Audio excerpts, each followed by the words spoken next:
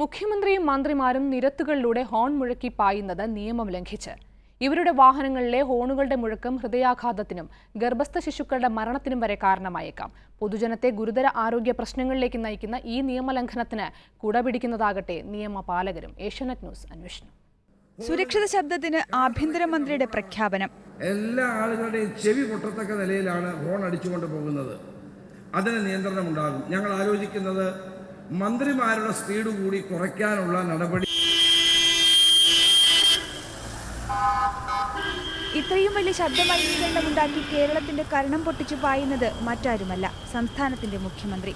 നിയമവകുപ്പ് മന്ത്രിയും പോലീസ് മന്ത്രിയും ആരോഗ്യമന്ത്രിയും ഉൾപ്പെടെ ആരും വ്യത്യസ്തരല്ല. പ്രതിപക്ഷ നേതാക്കൾക്കും പാർട്ടി അധ്യക്ഷന്മാർക്കും മലയാളികളുടെ ചെവിക്കല്ല് തകർക്കുന്ന കാര്യത്തിൽ ഐക്യമുണ്ട്.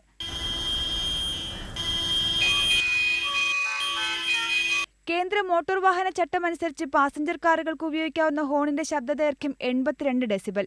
70 ഡെസിബലിൽ കൂടുതലുള്ള ശബ്ദം തന്നെ കേൾവിക്ക് തകരാറുണ്ടാക്കും. ഇത് 125 ഡെസിബലിന് മുകളിലാണെങ്കിൽ കേൾവിക്കുറവ് ഉറപ്പ്.